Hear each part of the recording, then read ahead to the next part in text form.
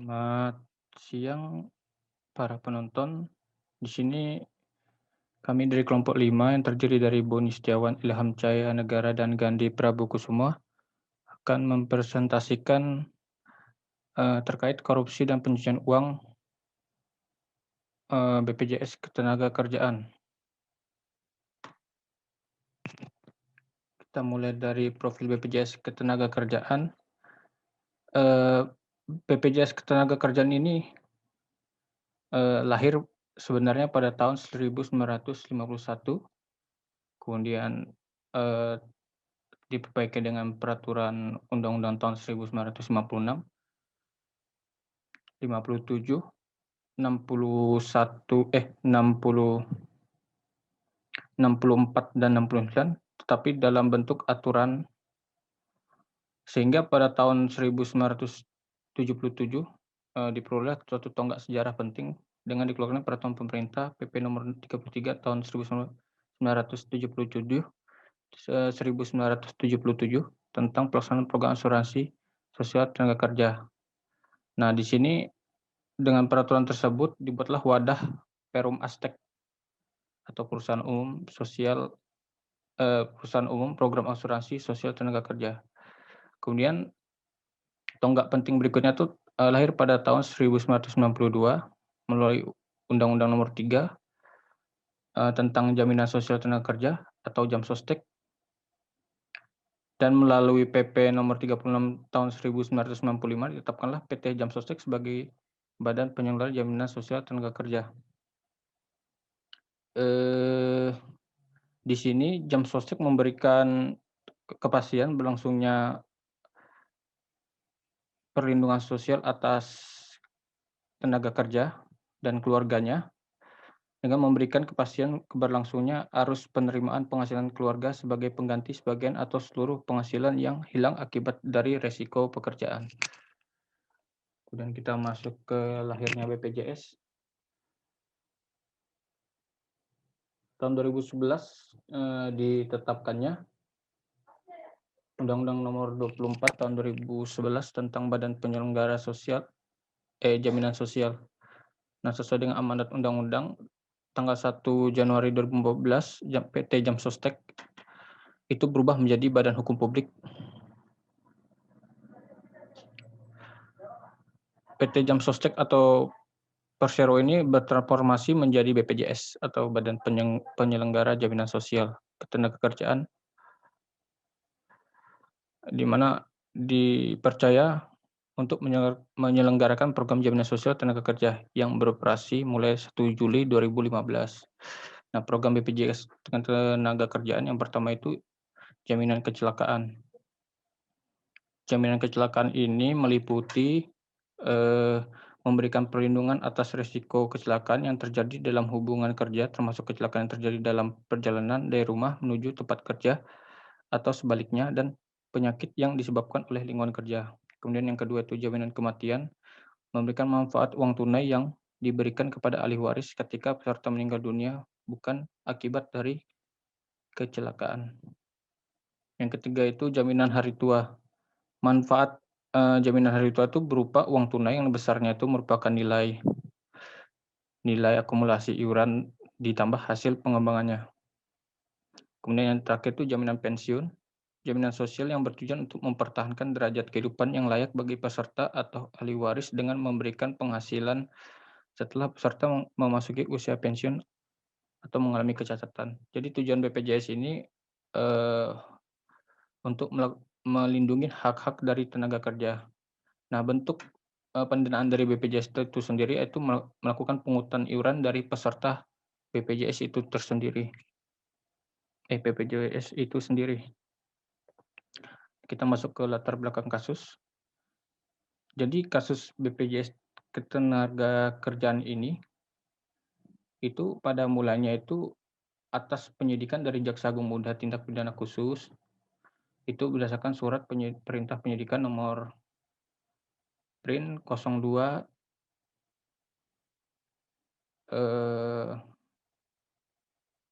tanda miring F.2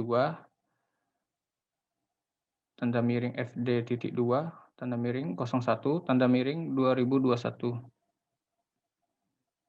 Nah, Kejagung Muda ini memeriksa mantan Direktur Pengembangan Investasi BPJS Ketenagakerjaan, yaitu Bapak Amran Nasution dan Agus Susanto selaku Direktur Utama saat ini. Nah, kasus ini masih dalam pengembangan dan masih belum didapat info setelahnya. Kemudian Kejagung telah mengantongi nilai transaksi dalam dugaan penyimpangan investasi pada BPJS Ketenagakerjaan. Nah, nilai transaksi yang mencapai 43 triliun ini, walaupun nilai tersebut belum dikatakan atau dikategorikan sebagai kerugian negara. Kemudian penyidik itu masih memerlukan waktu untuk memeriksa satu persatu transaksi guna memastikan ada tidaknya unsur pidana di dalam kasus ini.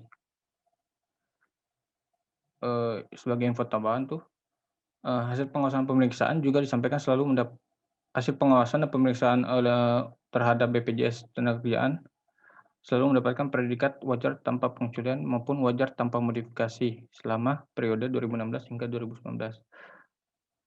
Nah, hasil audit itu juga diterbitkan melalui media massa seperti pengelolaan program dan laporan keuangan audited. Yang menjadi pertanyaan itu, apakah benar BPJS Ketenagakerjaan melakukan korupsi?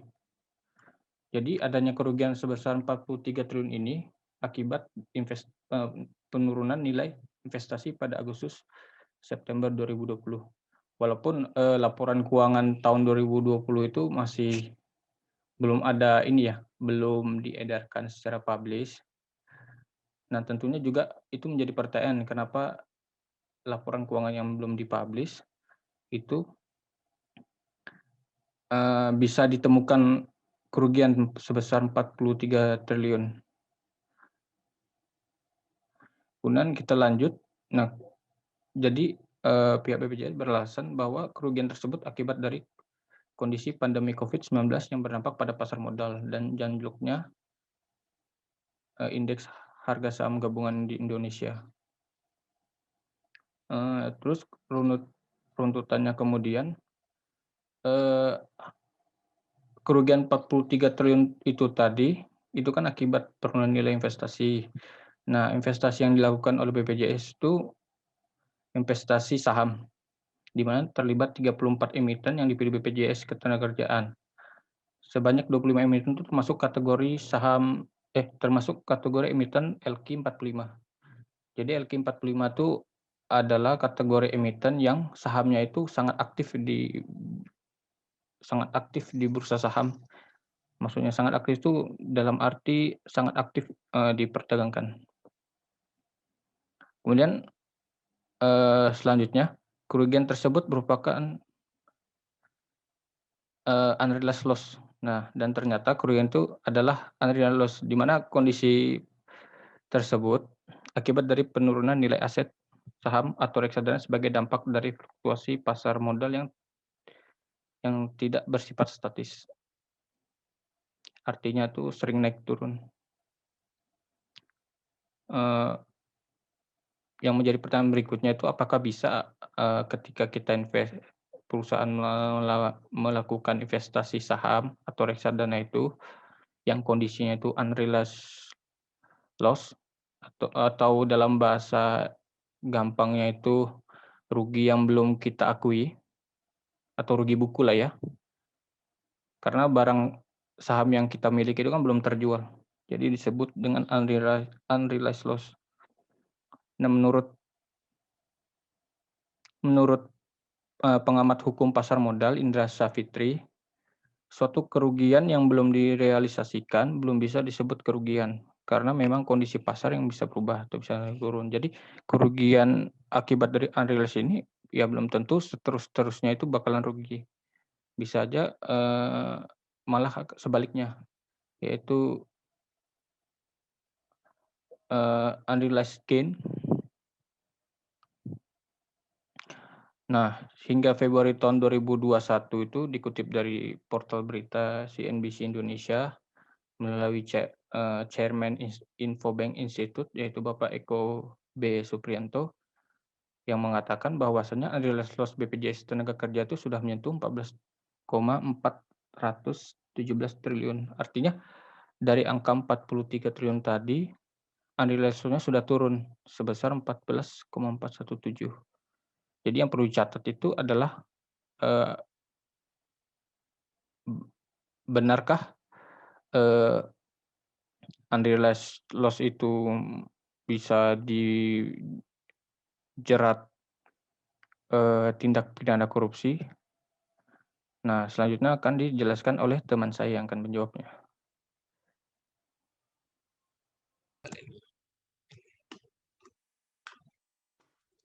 Saksi-saksi yang diperiksa.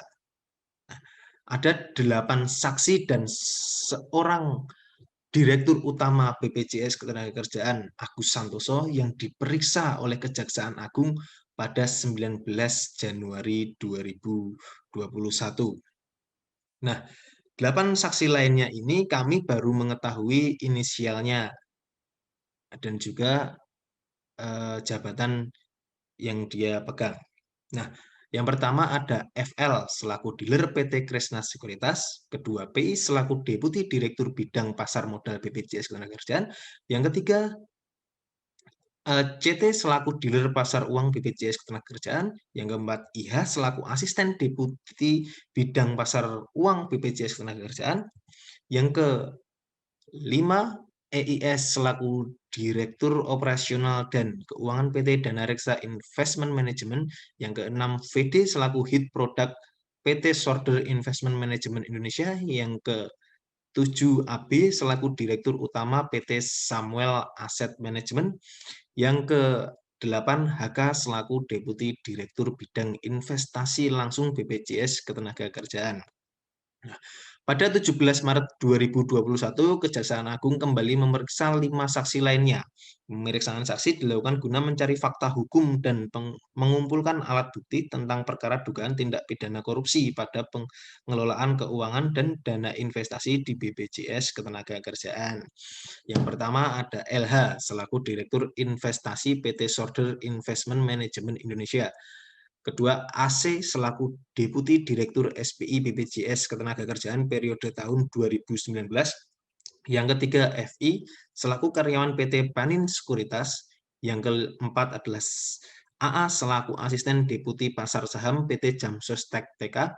Yang kelima, AA selaku karyawan PT CGS CIMB Sekuritas Indonesia. Dan yang terbaru pada 14 April 2021, Kejaksaan Agung memeriksa 5 saksi lagi dari petinggi PT Sailendra Capital. Kapan dan mengapa bisa terjadi? Kejaksaan Agung menggeledah kantor pusat BPJS Ketenagakerjaan pada 18 Januari 2021. Sejumlah dokumen sudah sempat disita Kejaksaan Agung pada penggeledahan tersebut. Dan pada hari selanjutnya 19 Januari 2021, Kejaksaan Agung memeriksa 8 saksi dan 1 Direktur BPJS Ketenagakerjaan yaitu Agus Santoso. Nah, nilai investasi yang diselidiki mencapai 43 triliun yang ditempatkan di reksadana dan saham. Nah, Deputi Direktur Bidang Humas dan Antar Lembaga BPJS Ketenagakerjaan menuturkan mayoritas dana yang dikelola BPJS Ketenagakerjaan ditempatkan di surat utang. Nah, pada 31 Desember 2020, aset alokasi sebagai berikut: surat utang 64%, saham 17%, deposito 10%, reksadana 8%, dan investasi langsung sebesar 1%. Nah, mengapa bisa terjadi? Ada penurunan nilai investasi sepanjang Agustus sampai September 2020 sebesar 43 triliun. Hal ini terjadi karena indeks harga saham gabungan anjlok hingga ke level 3.900 pada Maret 2020. Nah, ini yang dicurigai terjadi korupsi atau pencucian uang oleh Kejaksaan Agung dan memeriksa berbagai macam saksi.